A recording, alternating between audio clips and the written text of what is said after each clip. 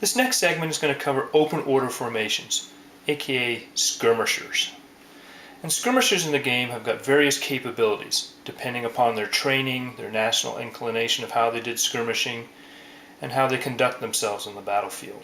Also depends upon what nationality you have, where sometimes the skirmishers come out of individual companies, or out of the third rank, or they might be whole light battalions, which have got the art of skirmishing down as part of their training. I'm going to start with the most basic form, and that is known as a semi-skirmisher. A semi-skirmisher, by definition, is a group of soldiers which are basically in a loose, unordered skirmishing line. They're not taking advantage of the terrain to hide behind or maneuver amongst, but they're in such a loose order that they can easily navigate through minor obstacles across the battlefield. They're not shoulder to shoulder. It's a loose, arm's length type formation, strolling across the battlefield. They have independent firing. They don't fire by volley or anything of that nature. And in the front here I have an Austrian Croat type battalion, which is going to be representative. Semi-skirmishers, when they're in close order, those look like ordinary line troops. But when they go into open order formation, they need to extend their figures out so there's at least 1 inch per figure of frontage of the new skirmisher formation, out to a maximum of 2 inches per figure. So this 6-figure battalion, would, if it went into open order, would have a minimum frontage of 6 inches, here to here are my fingers, all the way out to the full length of this ruler, which is 12 inches. So if they went out to open order, you would move the individual figures up to 10 inches in distance. That's how fast an open order unit can move. And they would end up in an open order type formation. Like so. Roughly dispersed. The key thing is, at the end of the line, or the end of the skirmisher line, is the actual location of the skirmisher endpoint. When we play the game, this is assumed to be this corner, the actual end of the line. So there's nothing here in this open area here. And the same thing applies on the other side. So as long as you got 2 or more skirmishers, you've actually got the endpoints of the line when you deploy your skirmishers. Now as you can see, this is a semi-open order skirmish formation, and it's utilizing its maximum capacity, i.e. a full 12 inches, or 2 inches of frontage per figure. We don't use the actual figure bases. Each figure generates a 2-inch frontage, and that's why we loosely scattered them across the front.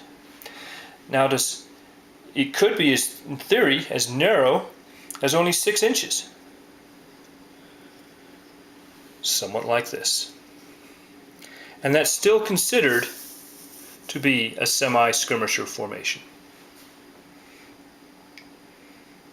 because it's meeting the definition of the minimum of 1 inch per figure out to the maximum of 2 inches per figure. Now that's a semi-skirmisher formation. The next one up is known as a full skirmisher formation. And I will leave the semis on the table here so you have a comparison. And a full skirmisher operates in exactly the same way.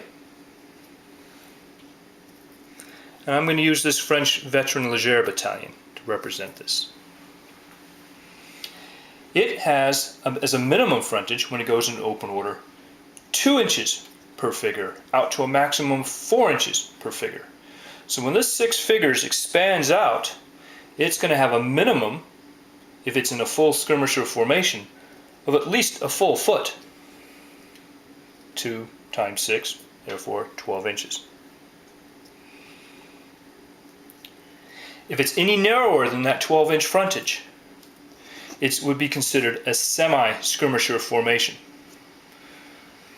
A full skirmisher can automatically form a semi-skirmisher formation, but it also has the ability to go out to full skirmisher formation, unlike a semi-skirmisher formation, which is restricted to one and only the semi-formation.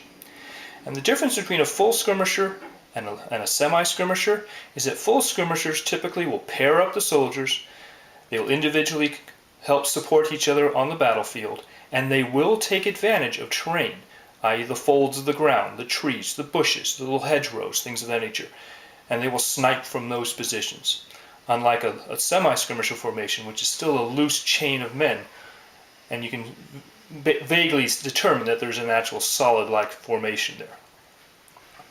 That's the difference between a semi and a full skirmisher.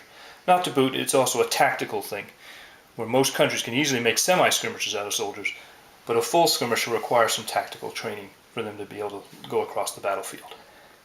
And just as a comparison, you can see what I mean the difference between a semi and a full, the openness of the skirmisher line.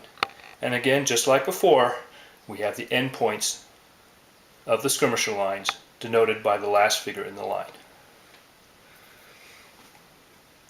If you had multiple skirmishers in the same grouping or line, and the next unit was to start, typically what we do is we put the figures very close to each other like this, and then you would start the next screen moving over. As such. This would be the break point right here between the two units of light infantry. Okay, with that said, I'm going to move on, and the next little segment is going to cover extreme type furnishing